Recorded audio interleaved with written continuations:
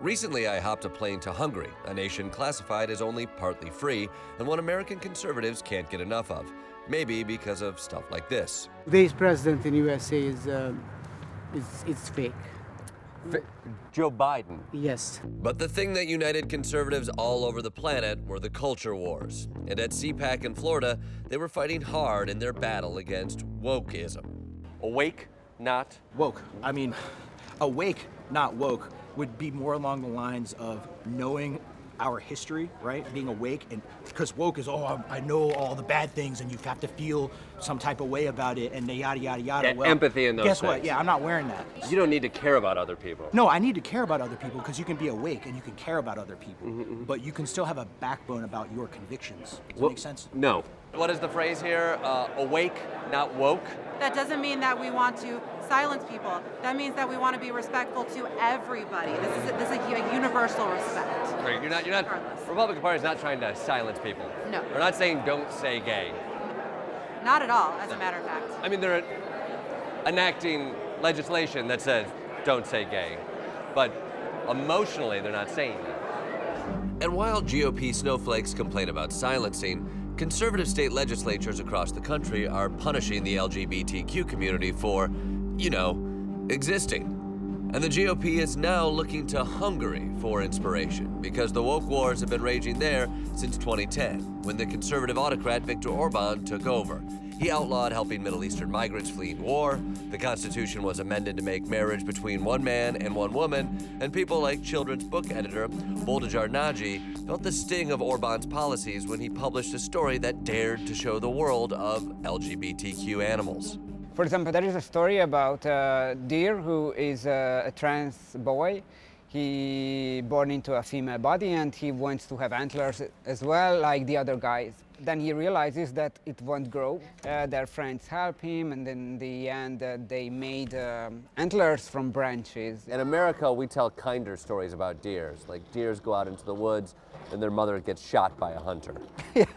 Just more kid-appropriate storytelling. But the government reaction turned out to inspire even bigger nightmares than those ghoulish fairy tales.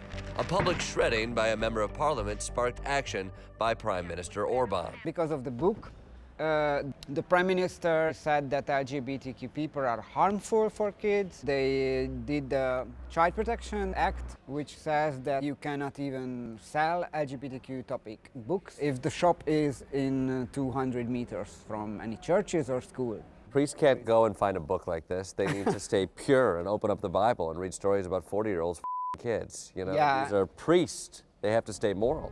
This is the kind of law American conservatives would love, as soon as they figure out how far 200 meters is.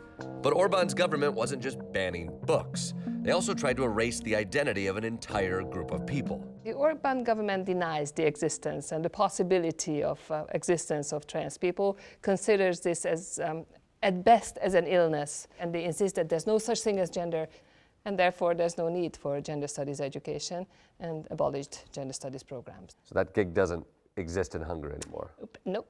Not anymore. That's kind of America right now. There's no more racism, so why are we studying it or even looking at its history? Yeah, it is quite reminiscent, I must admit.